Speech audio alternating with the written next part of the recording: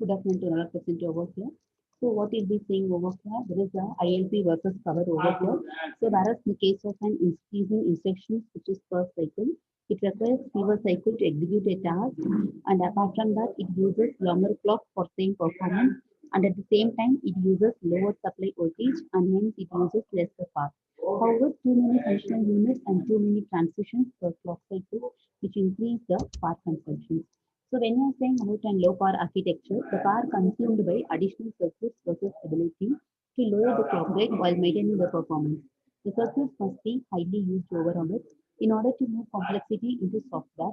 Whereas in the case of an voltage scaling, which reduces the VDD, whereas in the case of an clock gating, so it is turn off when chip is not in use and it applies to submodules of the chip also over on it. So whereas in case of an VLIW, it is more suitable than the superscalar for lower power. So whereas in the case of an VLIW is smaller for same number of functional units, we'll have a compiler is better at finding parallelism in the hardware. We'll have a multiple process on chip rather than lakhs of functional units in one process. It helps in running independent tasks. So what are the improvements of speed by pipelining? So when you are saying over here, the processor speed which can be enhanced by having separate hardware units for the different functional blocks with buffers between the operating units. The number of unit operations into which the instruction cycle of a process, which can be divided for this purpose, which defines the number of stages in the pipeline. A processor which has an n-stage pipeline would have up to n instructions simultaneously, which is being processed by the different functional units of the processor. Whereas effective process speed increases ideally by a factor equal to the number of pipelining stages. So what are all the four-stage pipeline cycles? So we'll have our instructions, which is execution, which is divided into four steps over on it. So whereas we'll have four different notations. One is used for fetch instruction. Second one, D is used for decode instructions. O stands for perform the operations. W stands for the write results over on it. So whereas in case of some storage buffers, we'll have a three buffers over on it, B1, B2, B3. So whereas your instructions is which operates on the clock cycles with respect to 4. Similarly, whereas the I2 which stands for 2 to 5, whereas the instruction I3 which stands for 3 to 6. Finally, the I4 which goes for S4 to W4 over on it. Okay. So this is about an this is about an four-stage pipeline cycle. Whereas in case of a data dependency in the pipelining, so if the input data for an instruction depends on the outcome of the previous instruction, the write cycle of the previous instruction has to be over before the operate cycle of the next instruction which can start over on it. The pipeline which effectively idles through one instruction, creating a bubble in the pipeline, which is processed for several instructions. So whereas in the case of one dependency, if you are equating A is equivalent to 3 plus A and the value of B is equivalent to 4 into A. But it cannot perform these two in parallel. So another case, what we'll be having over on it now, A is equivalent to B plus A and B is equivalent to A minus B, or A is equivalent to A minus B, starting without testing. So it can examine how you can handle over on this. So this is about dependency. So when you are saying about data, this is about data dependency. The next thing we have to see about branch dependency.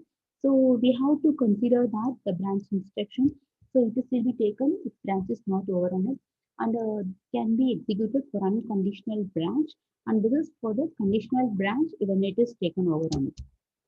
So a branch instruction which can cause a pipeline stall if the branch is taken. As the next instruction which has to be aborted in that case. If I1 is an unconditional branch instruction, the next cycle F2 can start after D1. But if I1 is a conditional branch instruction, then F2 has to wait until ON asks for the decision as to whether the branch will be taken or not. So this is about branch dependency. What about the pipeline in ADSP Q1 and cross process? So actually we'll have a six-stage instruction pipeline with single cycle computation unit. Whereas in the case of one look ahead places the address of an instruction that is going to be executed several cycles down the road on the program memory address. Whereas prefetches an instruction if the instruction is already in the instruction cache. Whereas fetches the instruction which was look ahead two cycles ago.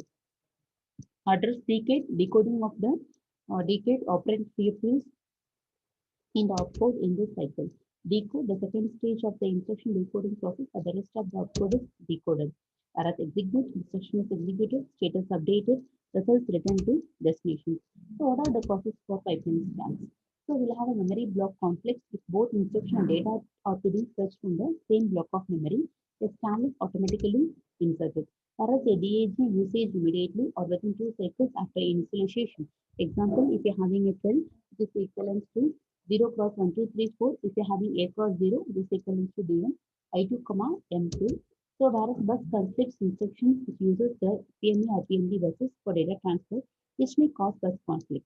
So PM of I5, M7 is equivalent to M3. How to avoid the DAG related pipeline stall? Note that I2 is equivalent to 0 cross 1, 2, 3, 4. I3 is equivalent to 0 cross 0001, where I1 is equivalent to 0 cross 002. Where A cross 0 is equivalent to DM of I2, M2 will not cause a stall over on it. So also note that the switching DAG registers bank primary immediately before using them, not using causes to a stall. So whereas this is about an CMS 320 thing over on it. So when you have functional diagram, actually we'll have of an address. This is the program memory, block B2, your data, your cache, your TN80, whereas the 6 is over here. So this shows about an program bus, everything which is behind over on it. So this is about 10 key features. So we'll have our key features when we are saying about it. We'll have a 100 nanosecond instruction cycle per time. We'll have up on 128 kilowatts total memory space. We'll have a 3 parallel shifters, 133 general purpose and DSP instructions. We'll have a SWR effort compatible with previous family members, and we'll have up on 1.8 UCMAS 68 pin PLCC RTGA. So we'll have a serial interface addresses which is 11 to 16. We'll have a 6 multiprocessor interface. We'll have a data. We'll have a positive 5 volts and the ground. We'll have an interrupt over on the here. So this is about it. So what about the comprehensive instruction? Where x is equal to x minus 5, where bit 16 is equal to 0. If we have an output. So if it is to be yes, we have to go to an output. If it is not a no, so it's supposed to be over here. So the comprehensive instructions is 133 instructions, which including numerical value around 34, logical value around 15, memory management to be 33, branches to be 20, program or mode control to be 31, extended precision arithmetic, serial port or double buffer static, multiprocessor interfaces, concurrent DMA, global data memory, are block modes which up to 10 words per second, on-chip timer, 3 external maskable interrupts, and we'll have about an far down mode. Whereas in the case of a design and operations, we'll have a 32-bit accumulator and arithmetic logic unit. We'll have a carry bit for extended precision, overflow detection and saturation, sign extension options. We'll have a 0 to 16-bit parallel shifter for loads and arithmetic shifters on product register output data, whereas 0 to 7-bit parallel shifter for accumulators too. So this is about an pipelining about over here. So the remaining things that we can see,